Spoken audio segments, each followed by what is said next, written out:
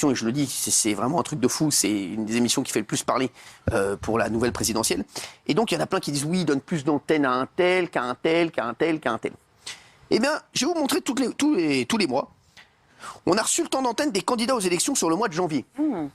C'est une info qui nous a été communiquée par la chaîne et qui sera validée et vérifiée par l'ARCOM, l'autorité de la régulation de la communication audiovisuelle et numérique. Donc, temps d'antenne C8, le temps d'antenne des candidats sur C8, c'est TPMP. Hein. Et c'est BTP et Face à Baba, bien sûr. Toutes les émissions BTP, Face à Baba, TPMP.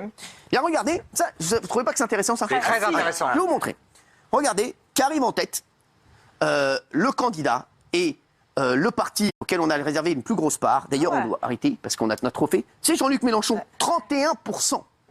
31%. Jean-Luc Mélenchon qui s'est plaint de ne pas avoir assez la parole. C'est lui qui a le plus la parole sur mes émissions. Et c'est ceux qui se plaignent le plus sur Twitter. Oui, je sais, mais c'est toujours ceux qui ont le plus la parole qui se plaignent le plus. En revanche, est-ce que... Ce sont des chiffres qui prennent en compte uniquement la période du 1er janvier au 31 janvier. Et cette période, elle n'est pas anodine parce qu'en fait, cette période-là correspond à une période où vous avez eu donc la semaine dernière une spéciale Jean-Luc Mélenchon, mais ça s'est passé au mois de janvier. Et la spéciale Zemmour, qui était donc la première émission de Face à Baba, n'a pas eu lieu au mois de janvier, elle a eu lieu au mois de décembre. Et du coup, le temps d'antenne qui a été donné à Éric Zemmour n'est pas comptabilisé ici.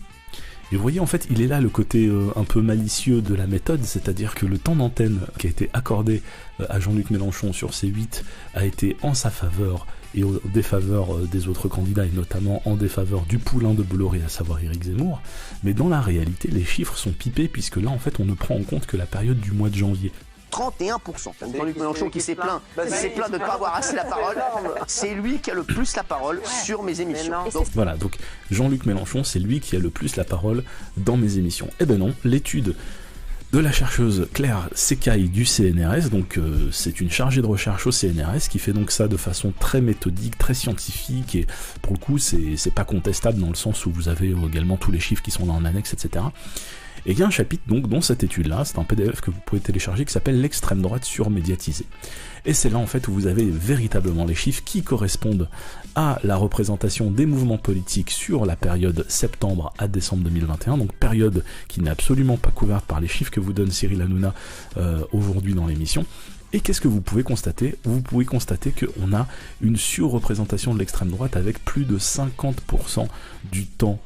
Donc, quand Cyril Hanouna vous dit... Jean-Luc Mélenchon, c'est lui qui a le plus la parole sur mes émissions. Donc vous voyez, là, quand Cyril Hanouna vous dit Jean-Luc Mélenchon, c'est lui qui a le plus la parole dans mes émissions, c'est un mensonge, c'est une fake news, puisque factuellement, de septembre à décembre 2021, donc là on a vraiment une période représentative, on n'est pas sur un mois où il y a eu uniquement une seule émission dédiée à Jean-Luc Mélenchon, et vous voyez donc qu'il y a clairement un favoritisme pour l'extrême droite dans les émissions de Cyril Hanouna.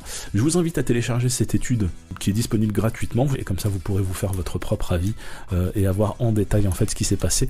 Et donc pour aussi les mauvaises langues qui pourraient dire oui mais dans l'extrême droite c'est facile, ils ont compté aussi bien Zemmour que le FN, etc. alors que c'est pas la même chose. Ici vous avez le détail, notamment pour les principaux candidats, et vous voyez bien que on a Zemmour avec 44%, plus de 44%, on a Macron, ensuite on a Le Pen, ensuite on a Hidalgo, et quand vous regardez, Jean-Luc Mélenchon arrive ici avec 1,2. Donc on n'est pas du tout dans les ratios que communique Cyril Hanouna, c'est un mensonge quand il vous dit... C'est lui qui a le plus la parole sur mes émissions.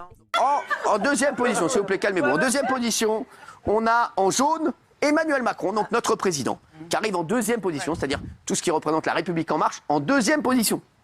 En troisième position, on a donc 15%, Éric Zemmour, voilà, qui est en troisième position. Éric Zemmour, à qui on a consacré l'émission. 2 fois moins que Mélenchon. Et je vous le dis, Éric Zemmour, bien sûr qu'on en parle beaucoup, c'est lui qui fait le plus parler.